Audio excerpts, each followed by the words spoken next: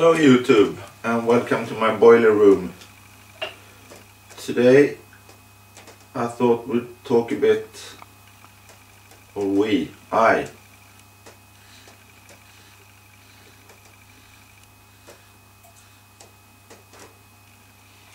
would talk a bit about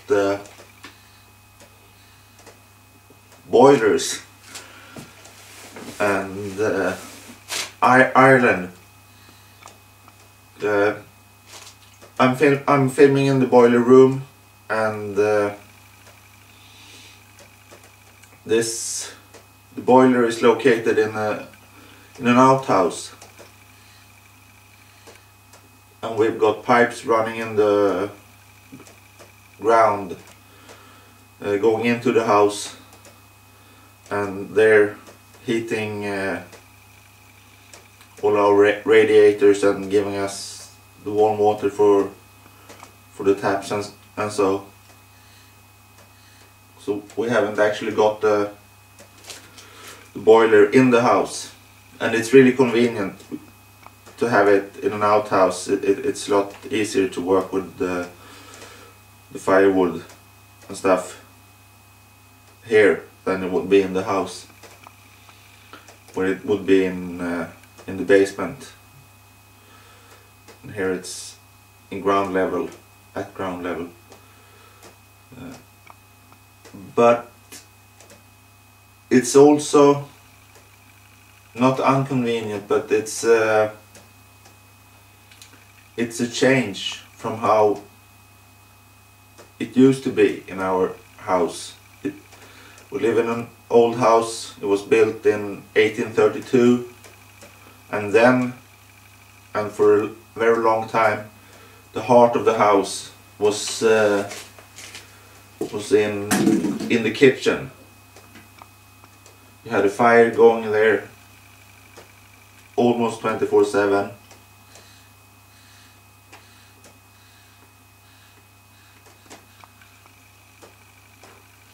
And there was always activity there, and you could be sure of you could be sure that the kitchen was a warm place. I got wondering if I turned the recording on, but I think I did, so I'll keep talking. And the kitchen is still important in our house. We just last year made a new kitchen. We moved it from one room to another, and yeah, got everything made up from scratch. So the kitchen is the nicest room in our house at the moment. But thinking of kitchens, I can't help to think about Ireland. In the early 90s,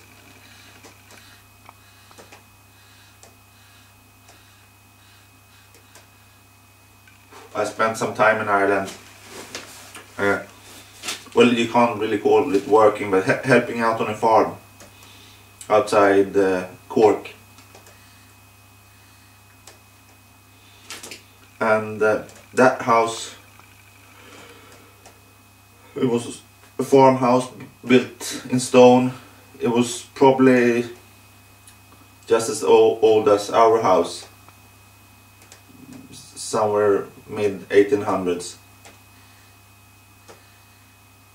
And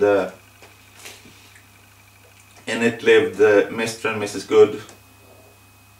I suppose they were both in their 70s when I was there, 92 or 93. And it was an old farm. Most of the buildings were made from stone, and the house was really cold and damp, except for the kitchen. That was really warm. They had an old aga there, and nowadays I think agas run on gas, but theirs was fired up by coal.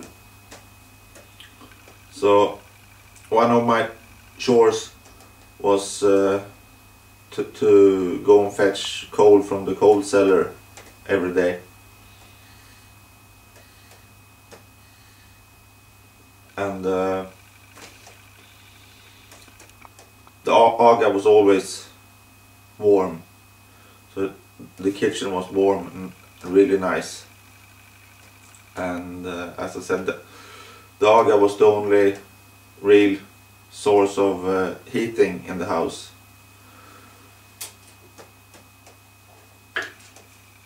And Mr. Good,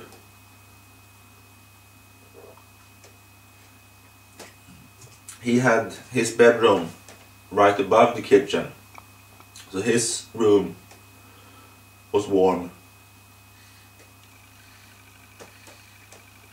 but everybody else's rooms were really cold and damp.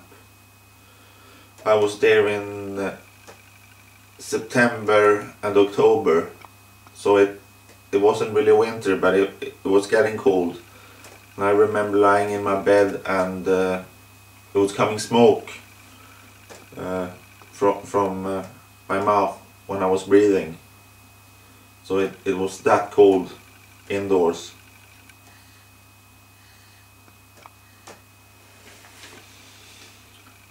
And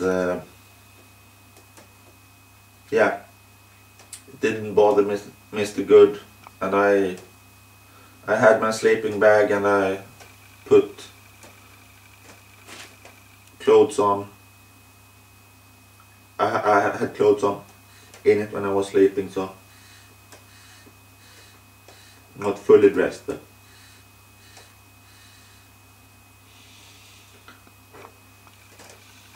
it was okay to sleep there. But I didn't spend much time in the room. I was either outdoors or in the kitchen.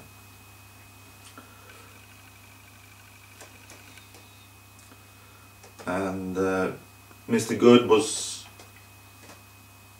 I think, cranky is the word. An old cranky man. Really conservative. And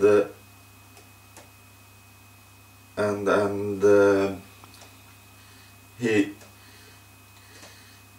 and his wife were Protestants in a Catholic rural community, and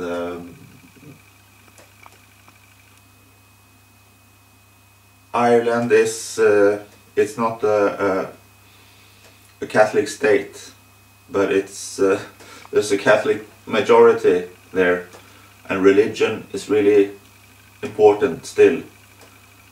So they stuck out a bit, and it had its roots. Mr. and Mrs. Good were big landowners, and they probably had been big landowners for centuries,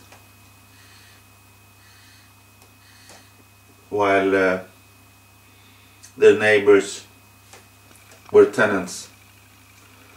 So they didn't socialize very much in the village.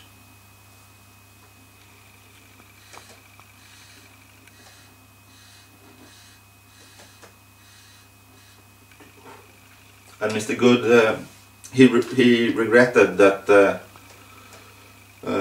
Ireland, or at least 26 counties,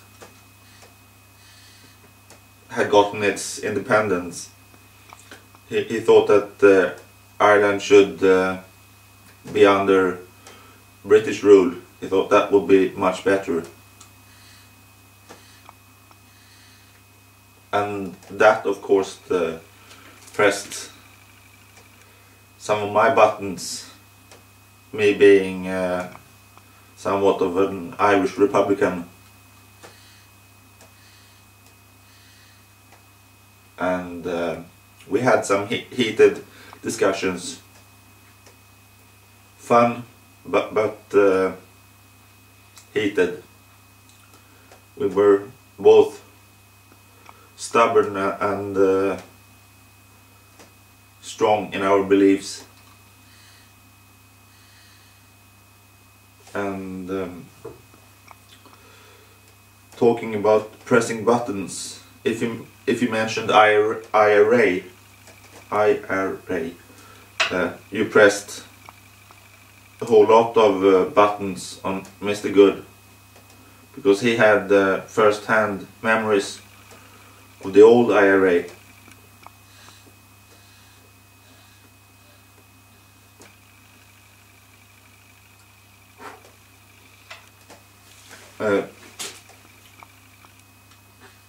From the War of Independence, which lasted from, say, 1919 to 1921. He was just a kid then. I think it was 5 or 6 when this happened. The IRA had made an attack on either the police force or the British Army nearby, and to avoid capture, they hid at the Goods place. They took them prisoners and kept them in the kitchen for the whole day, while the army and the police searched the surroundings. And the police didn't search the house, because they knew that the Good family were Protestants, so they wouldn't be supportive of the IRA. And that was just what the IRA was calculating with, so they got away. But Mr. Good was really upset and really mad at the IRA for that. And once he got going about it, it was hard to stop him.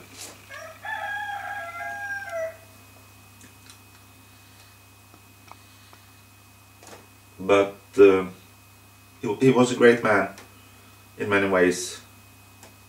Real tight with his money. Too tight, I'd say, because he had a small fortune, and he should have used some of it to keep the house and the farm a bit in a bit better shape. But yeah, it was his place, his money, so. And even though we had our discussions and clashes, it was hard not to respect the man. He was really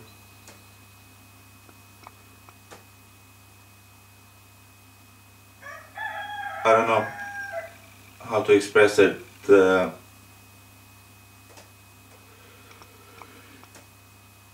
He'd been working hard his whole life running that farm, and he had his mind set on how he saw the world,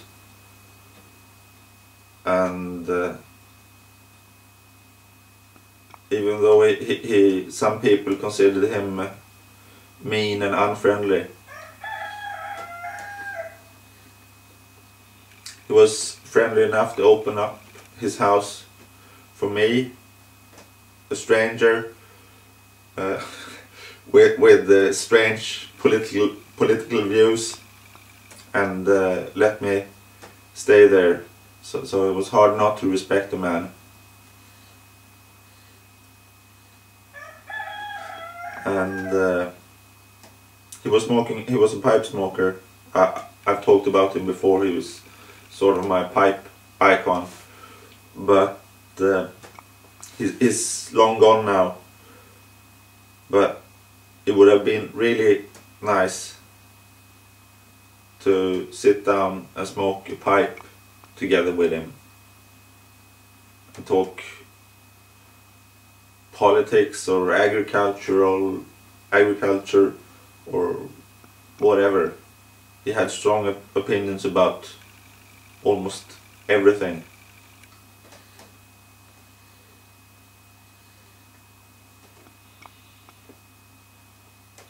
And he always sat smoking his pipe and reading his paper in a really old, worn armchair. No, not armchair. It's an armchair. A chair. We'll just call it a chair. By the aga. And the dogs were lying at his feet. Yeah. It was something special. Yeah, that was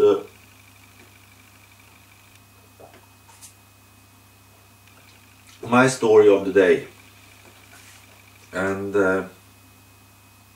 maybe I should finish by doing the housekeeping that I didn't do in the beginning. Of course, since I've been talking about Ireland, I'm smoking Irish flake, and I'm smoking it in one of the giveaway pipes, and I really like this one, so I'm actually glad that it wasn't picked at the giveaway, so it stayed with me. So I've been rambling on for a long time now. I can't say how long, but